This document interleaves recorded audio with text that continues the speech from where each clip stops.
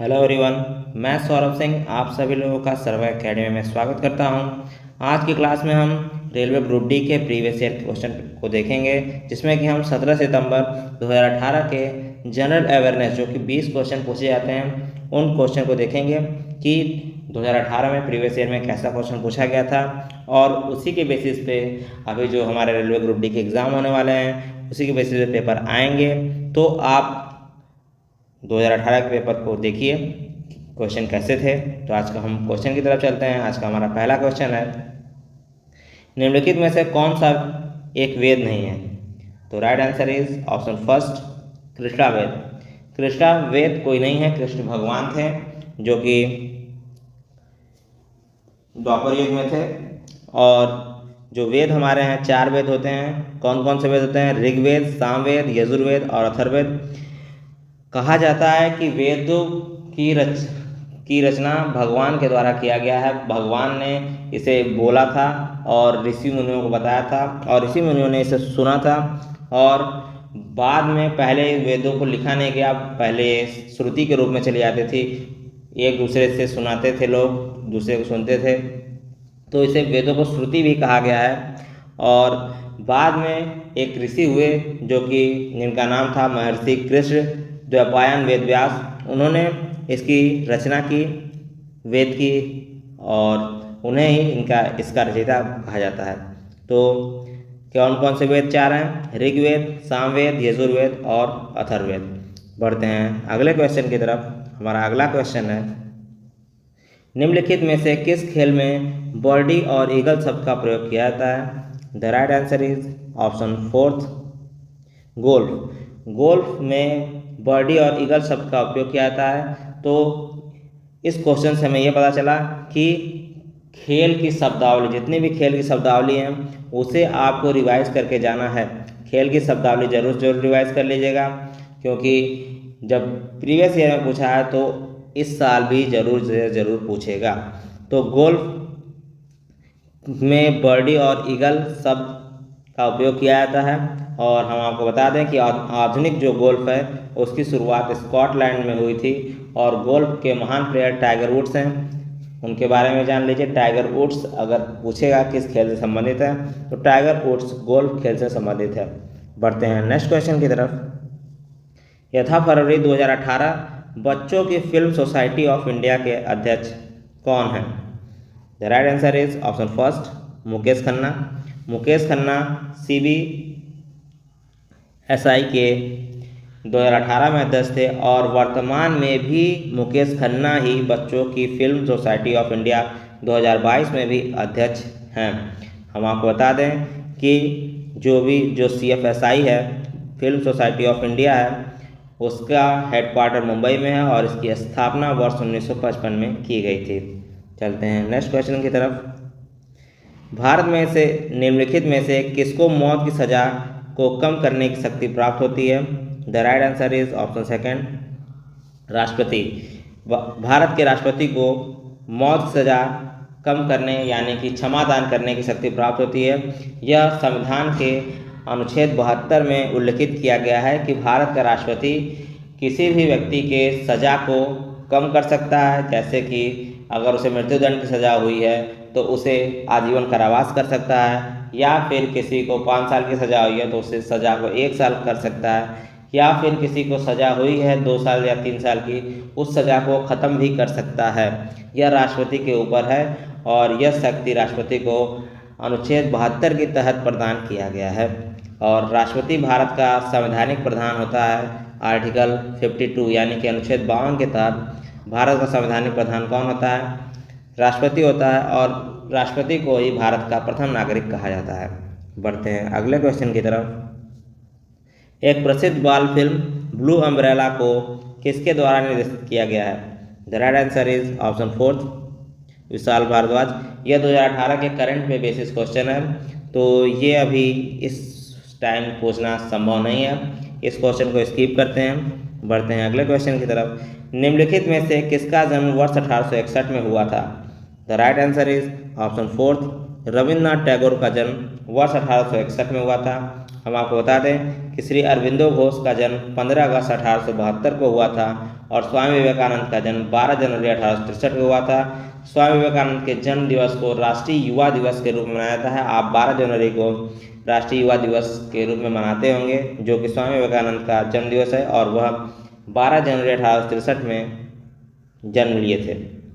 और महात्मा गांधी का जन्म दिवस तो सबको पता होगा, 2 अक्टूबर 1869, 2 अक्टूबर को महात्मा गांधी का जन्म हुआ था और इस दिन सार्वजनिक अवकाश भी रहता है। और रविन्द्रनाथ टैगोर, जिनका जन्म 7 मई 1861 को हुआ था, इन्होंने भारत के राष्ट्रगान की रचना की थी तथा भारत के साथ साथ इन्होंने बांग्लादेश के राष्ट्रगान अमार सोनार बांग्ला की भी रचना रविन्द्रनाथ टैगोर के द्वारा ही की गई और इनकी मृत्यु 7 अगस्त 1941 को हुई थी। बढ़ते हैं अगले क्वेश्चन की तरफ। हमारा आज का अगला क्वेश्चन है, भारतीय सेना के रक्षा वेतन पैकेज पर सेना और किस बैंक के साथ समझौता ज्ञापन पर हस्ताक्षर किया गया? The right answer is option 4, भारतीय स्टेट बैंक ऑफ इंडिया। भारतीय स्टेट बैंक ऑफ इंडिया के साथ भारतीय सेना के रक्षा वेतन पैकेज पर सेना और के साथ समझौता ज्ञापन किया गया। यह भी करंट का क्वेश्चन है, फिर भी हम इसमें आपको कुछ स्टैटिक बताते हैं। इसमें स्टैटिक क्या है कि स्टेट बैंक ऑफ इंडिया, जो हमारा स्टेट बैंक ऑफ इंडिया है, इसकी स्थापना कब हुई और इसका हेडक्वार्टर कहाँ है? तो इसकी स्थापना हुई थी 1 जुलाई 1955 को और इसका हेडक्वार्टर मुंबई में स्थित है। 1 जुलाई 1955 के पहले स्टेट बैंक ऑफ इंडिया हमारे प्रचलन में था, लेकिन उसका नाम स्टेट बैंक ऑफ इंडिया नहीं था, उसका नाम इंपीरियल बैंक ऑफ इंडिया था। 1 जुलाई 1955 को उसका नाम बदल कर स्टेट बैंक ऑफ इंडिया किया गया और इंपीरियल बैंक ऑफ इंडिया का स्थापना 1921 में हुआ था। इंपीरियल बैंक ऑफ इंडिया की स्थापना कैसे हुई? इंपीरियल बैंक ऑफ इंडिया की स्थापना 3 बैंकों को मिला के हुई थी, bank of Madras, bank of Mumbai और बैंक ऑफ कोलकाता को मिला के वर्ष 1921 में इंपीरियल बैंक ऑफ इंडिया की स्थापना हुई थी। बढ़ते हैं अगले क्वेश्चन की तरफ। अंकुर मित्तल को किस खेल के लिए अर्जुन पुरस्कार से सम्मानित किया गया? The right answer is option 2, निशानेबाजी के लिए अर्जुन मित्तल को वर्ष 2018 में अर्जुन पुरस्कार से सम्मानित किया गया।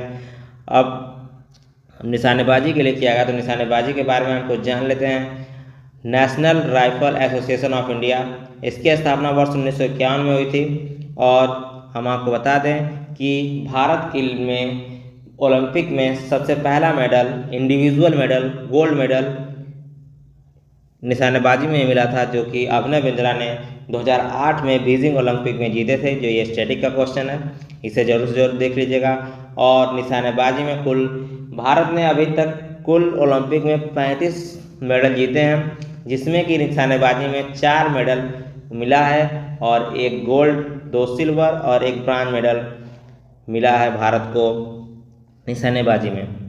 तो ये क्वेश्चन भी करंट अफेयर का था, लेकिन इसके बारे में जो हमने बताया वो स्टैटिक है। वो आपसे पूछ सकता है कि national rifle association of India का हेडक्वार्टर कहाँ है 1951। यह पूछ सकता है कि इंडिविजुअल ओलंपिक गोल्ड मेडल किसको मिला था, कब मिला था, कि किस ओलंपिक में मिला था? अभिनव बिंद्रा को मिला था, 2008 में मिला था और बीजिंग ओलंपिक में उन्हें यह मेडल मिला था। बढ़ते हैं अगले क्वेश्चन की तरफ। UIDAI का पूरा नाम क्या है? तो right answer is option 4, unique identification authority of India. UIDAI stands for unique identification authority of India. और इसकी स्थापना कब हुई थी?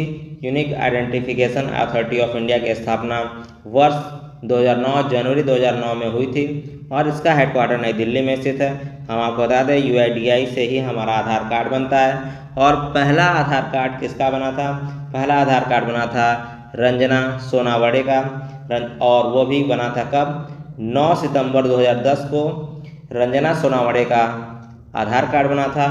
लेकिन UIDAI की स्थापना कब हुई थी? जनवरी 2009, यानी कि पूरे लगभग 1.5 साल बाद पहला आधार कार्ड बना था और रंजना सोनावड़े यह महाराष्ट्र की निवासी थी। बढ़ते हैं अगले क्वेश्चन की तरफ। बॉक्साइट खानें किस राज्य में प्रचुर मात्रा में पाई जाती हैं? The right answer is option 3, Orissa. Bauxite खानें उड़ीसा में प्रचुर मात्रा में पाई जाती हैं। यह बॉक्साइट जो है एल्युमिनियम का ओर होता है, जिससे कि एल्युमिनियम बनाया जाता है। हम आपको बता दें कि 6 टन बॉक्साइट 1 टन एल्युमिनियम बनाने के लिए यूज़ किया जाता है, इस्तेमाल किया जाता है। अगर आपको 1 टन एल्युमिनियम की आवश्यकता है तो आपको 6 टन बॉक्साइट की ज़रूरत पड़ेगी, जिसको कन्वर्ट करके एल्युमिनियम बनाया जाएगा, जिसमें फ़िल्टर करके एल्युमिनियम बनाया जाएगा। और जितने भी भारत में बॉक्साइट पाई जाती हैं उसका 50% सिर्फ और सिर्फ उड़ीसा में पाया जाता है। उसके बाद गुजरात और झारखंड में बॉक्साइट की मात्राएं पाई जाती हैं। अब उड़ीसा की बात है तो उड़ीसा के बारे में जानते हैं। उड़ीसा के सीएम कौन है? नवीन पटनायक हैं। वहाँ के गवर्नर कौन है? गणेशी लाल है। वहाँ की ऑफिशियल लैंग्वेज क्या है? उड़िया है। और वहाँ की कैपिटल भुवनेश्वर है। बढ़ते हैं अगले क्वेश्चन की तरफ। 2018 में त्रिपुरा के मुख्यमंत्री के रूप में किसने शपथ ग्रहण की? The right answer is Biplab Kumar Deb. Option fourth, Biplab Kumar Deb ने 2018 में मुख्यमंत्री के रूप में शपथ ग्रहण किया था। परंतु हम आपको बता दें कि उन्होंने हाल ही में 14 मई 2022 को अपने पद से इस्तीफा दे दिया है। और इस समय त्रिपुरा के मुख्यमंत्री वर्तमान मुख्यमंत्री मानिक शाह हैं, जिन्होंने 15 मई से पदभार ग्रहण किया है। अब त्रिपुरा की बात है। त्रिपुरा की कैपिटल क्या होगी? त्रिपुरा की कैपिटल होगी अगरतला। त्रिपुरा के गवर्नर कौन है? सत्यदेव नारायण आर्य। और वहाँ की ऑफिशियल लैंग्वेज है बंगाली। अब सीएम तो आपको पता ही है मानिक शाह, जिन्होंने विप्लव कुमार देव की जगह ली है। तो ये करंट अफेयर का क्वेश्चन है। यह पूछ सकता है कि त्रिपुरा के मुख्यमंत्री कौन है, क्योंकि हाल ही में उन्होंने चेंज हुआ है। अभी बहुत लोगों को याद हुआ या पुरानी बुक लिए होंगे करंट अफेयर्स की, तो उसमें विप्लव कुमार देव दिया होगा और वो जाके करंट अफेयर्स में विप्लव कुमार देव मार के चले आएंगे और उनका क्वेश्चन गलत हो जाएगा। तो आप याद कर लीजिए त्रिपुरा के सीएम कौन है करंट? मानिक शाह हैं। इन्होंने 15 मई 2022 से पदभार ग्रहण किया है। बढ़ते हैं अगले क्वेश्चन की तरफ। फिल्म मैरी कॉम में मुख्य भूमिका निभाने वाली अभिनेत्री कौन है? The right answer is option third, Priyanka Chopra. Mary Kom में मुख्य भूमिका निभाने वाली अभिनेत्री मैरी कॉम है। प्रियंका चोपड़ा है। प्रियंका चोपड़ा ने मैरी कॉम की भूमिका निभाया है।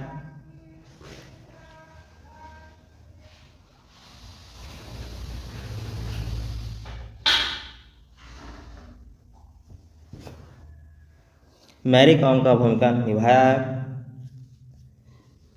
प्रियंका चोपड़ा ने। और हम आपको बता दें कि मैरी कॉम फिल्म जो है वो 2014 में रिलीज हुई थी। और जो हमारी मैरी कॉम है वो बॉक्सर हैं और बहुत ही फेमस बॉक्सर हैं, वर्ल्ड फेमस बॉक्सर हैं। हम आपको बता दें इन्हें पद्मश्री, पद्म भूषण, पद्म विभूषण और अर्जुन अवार्ड से भी सम्मानित किया जा चुका है। और यह हमारी फॉर्मर मेंबर ऑफ राज्यसभा भी रह चुकी हैं। इन्हें राज्यसभा सदस्य की भी मान्यता मिल चुकी है। और इन्होंने कितने चैंपियनशिप जीते हैं मैं आपको अभी बताता हूँ। इन्होंने ओलंपिक में 1 ब्रॉन्ज मेडल जीता है, वर्ल्ड चैंपियनशिप में 6 गोल्ड मेडल, 1 सिल्वर मेडल और 1 ब्रॉन्ज मेडल, यानी कि वर्ल्ड चैंपियनशिप में इन्होंने 8 मेडल जीते हैं, जो कि 6 गोल्ड, 1 सिल्वर और 1 ब्रॉन्ज के साथ। और एशियन गेम्स में ये 1 गोल्ड और 1 ब्रॉन्ज जीती हैं। कॉमनवेल्थ गेम में भी इन्होंने 1 गोल्ड जीता है। और एशियन चैंपियनशिप में भी इन्होंने 5 गोल्ड और 2 सिल्वर जीता है। तो कितनी इन्होंने जीत हासिल की है जिसका आप अनुमान नहीं लगा सकते, उससे ज़्यादा इन्होंने जीत हासिल की है।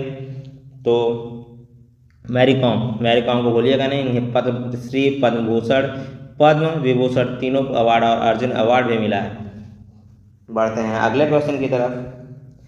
शिरोमणि अकाली दल निम्नलिखित में से किस राज्य का क्षेत्रीय राजनीतिक दल है? The right answer is option first, Punjab राज्य का क्षेत्रीय दल शिरोमणि अकाली दल है। हम आपको बता दें शिरोमणि अकाली दल भारत की 2nd ओल्डेस्ट पार्टी है, यानी कि दूसरी पुरानी पार्टी है, जो कि कांग्रेस के बाद इसकी स्थापना हुई थी। कब स्थापना हुई थी? 14 दिसंबर 1920 को हुई थी। और कांग्रेस की स्थापना कब हुई थी? वर्ष 1885 में हुई थी। और ये शिरोमणि अकाली दल जो है इसका हेडक्वार्टर कहाँ है? चंडीगढ़ में है। अब आपको क्षेत्रीय पार्टी है, यानी कि ये स्टेट पार्टी है। और यह इस समय क्या क्या ग्रहण किया हुआ है? यह 2 लोकसभा सीट इससे प्राप्त है और 3 पंजाब की लेजिस्लेटिव सीट यानी कि विधानसभा सीट प्राप्त है। बढ़ते हैं अगले क्वेश्चन की तरफ। आर्थिक मामलों की कैबिनेट समिति CCEA ने 403 किलोमीटर राष्ट्रीय राजमार्गों के विकास के लिए उत्तर पूर्व सड़क नेटवर्क कनेक्टिविटी परियोजना चरण 1 को किसमें मंजूरी दी? The right answer is option first, Meghalaya और मिजोरम। मेघालय और मिजोरम में आर्थिक मामलों की कैबिनेट कमेटी समिति ने 403 किलोमीटर राष्ट्रीय राजमार्गों के विकास के लिए उत्तर पूर्वी सड़क नेटवर्क कनेक्टिविटी परियोजना को मंजूरी दी। अब मेघालय और मिजोरम में दी गई है, तो मेघालय के बारे में जानते हैं। मेघालय की कैपिटल शिलोंग है और मेघालय के सीएम कोरनाट संगमा हैं, वहाँ के गवर्नर सतपाल मलिक हैं। और मिजोरम की बात करते हैं तो मिजोरम की कैपिटल आइजोल है, वहाँ के गवर्नर जोरामथांगा हैं और वहाँ के सीएम जोरामथांगा हैं, वहाँ के गवर्नर हरि बाबू हैं। अब जो कैबिनेट समिति है CCEA, cabinet committee on economic affair, आर्थिक मामलों की कैबिनेट समिति है, इसके जो अध्यक्ष होते हैं कौन होते हैं? इसके जो अध्यक्ष होते हैं वह हमारे देश के प्रधानमंत्री होते हैं। जो भी वर्तमान प्रधानमंत्री होते हैं वह इसके अध्यक्ष होते हैं। अभी वर्तमान में अध्यक्ष कौन है? प्रधानमंत्री नरेंद्र मोदी। बढ़ते हैं अगले क्वेश्चन की तरफ। ग्रेट इंडियन डेजर्ट को का रेगिस्तान भी कहा जाता है। किस रेगिस्तान को ग्रेट इंडियन डेजर्ट कहा जाता है? तो इसका राइट आंसर होगा ऑप्शन फोर्थ, इंडियन डेजर्ट। तो आपको पता ही होगा थार, जो कि राजस्थान में स्थित है। हम थार के बारे में जानते हैं। जो थार डेजर्ट है, रेगिस्तान है, वह 2 लाख स्क्वायर किलोमीटर में फैला हुआ है और यह दुनिया का 20वां सबसे बड़ा डेजर्ट है। कौन सा? सबसे ज़्यादा बड़ा नहीं है, सबसे ज़्यादा बड़ा दुनिया का सहारा डेजर्ट है। और थार डेजर्ट जो है दुनिया का 20वां सबसे बड़ा डेजर्ट है, जो कि भारत और पाकिस्तान में फैला हुआ है। भारत में इसकी भागीदारी 85% है और पाकिस्तान में 15%। और आपको यह जान के हैरानी होगी कि कुल थार डेजर्ट का 60% हिस्सा भारत के सिर्फ एक राज्य यानी कि राजस्थान में फैला हुआ है। उसके बाद गुजरात, हरियाणा और पंजाब, जो 4 राज्य हैं, यहाँ भी थार रेगिस्तान फैले हुए हैं। आप सिर्फ ये मत सोचिएगा, कुछ लोग सोचते हैं कि थार कहाँ पे है? राजस्थान में। थार राजस्थान में है, अधिक हिस्सा है, 60% हिस्सा है। उसके अलावा भी गुजरात, हरियाणा और पंजाब 3 राज्यों में थार रेगिस्तान फैला हुआ है। बढ़ते हैं अगले क्वेश्चन की तरफ। राष्ट्रमंडल खेल 2018 में भारतीय पुरुषों की हॉकी टीम का स्थान क्या था? The right answer is option fourth. राष्ट्रमंडल खेल 2018 में भारतीय पुरुषों की हॉकी टीम का स्थान चौथा था। यह तो क्या हो गया? करंट का क्वेश्चन, ठीक, उस समय करंट का क्वेश्चन है, लेकिन इसके बारे में अभी मैं बताता भी हूँ। इस समय के करंट के साथ इस क्वेश्चन को आगे मैं बताता हूँ। उस समय राष्ट्रमंडल खेल है, पुरुषों की हॉकी टीम का स्थान चौथा था, लेकिन भारतीय टीम का स्थान कितना था? तीसरा था। 2018 में भारतीय टीम का स्थान तीसरा था और यह 21वां कॉमनवेल्थ गेम था, जिसका आयोजन गोल्ड कोस्ट, क्वींसलैंड, ऑस्ट्रेलिया में किया गया था और इसका मोटो था सोर द ड्रीम। और वर्ष 2022 का जो है राष्ट्रमंडल खेल अभी चल रहा है। कहाँ चल रहा है? बर्मिंघम, इंग्लैंड में। और भारत अभी काफ़ी जीत हासिल किया, 26 गोल्ड मेडल प्राप्त किए। बर्मिंघम में, इंग्लैंड में अभी दूसरे स्थान पर चल रहा है। अभी गेम चल रहा है। गेम ख़त्म होने के बाद मैं इस कॉमनवेल्थ गेम 2022 के बारे में बताऊंगा।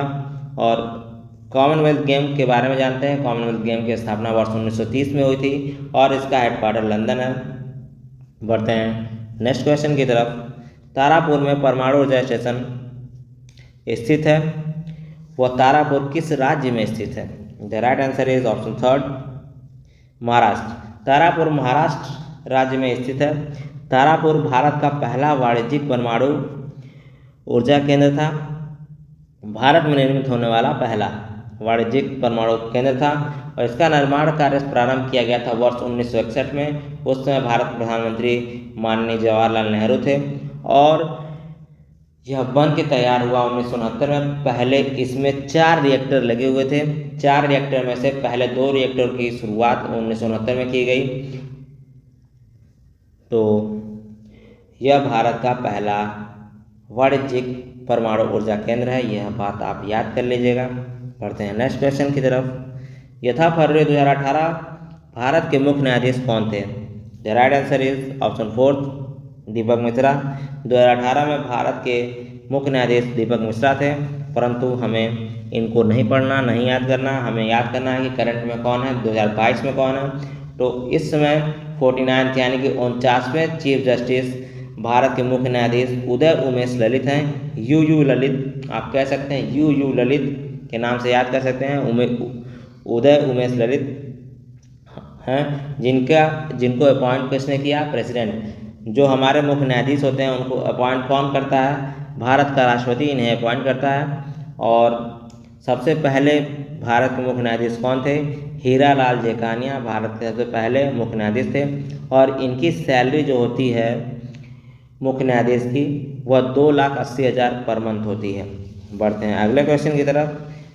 पथेर पंचाली किसने लिखी है, यह एक पुस्तक है। पथेर पंचाली किसने लिखी है, तो right answer is option first, Bibhuti Bhushan Bandyopadhyay ने पथेर पंचाली नामक पुस्तक लिखी है। चलते हैं अगले क्वेश्चन की तरफ। गौरी लंकेश जिसे 2017 में गोली मार दी गई थी, किस राज्य से थी, the right answer is option second, Karnataka. Gauri Lankesh एक पत्रकार थी जिन्हें गोली मार दिया गया सेपरेटिस्ट के द्वारा। यह वहाँ उस समय के करंट अफेयर्स का क्वेश्चन है, यह अभी नहीं पूछा जाएगा, लेकिन हम अभी कर्नाटक के बारे में बताते हैं, ये जरूर पूछा जाएगा। कर्नाटक की कैपिटल क्या है, बेंगलुरु। कर्नाटक के सीएम क्या हैं, SR बोम्मई हैं कर्नाटक के सीएम। वहाँ के गवर्नर कौन हैं, थावरचंद गहलोत हैं। और वहाँ की ऑफिशियल लैंग्वेज क्या है, कन्नड़।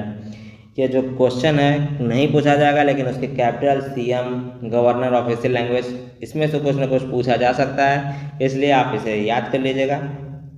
तो 20 क्वेश्चन जो पूछे गए थे जनरल अवेयरनेस के 17 सितंबर 2018 को रेलवे ग्रुप डी के एग्ज़ाम में, सारे क्वेश्चन आपने देख लिए।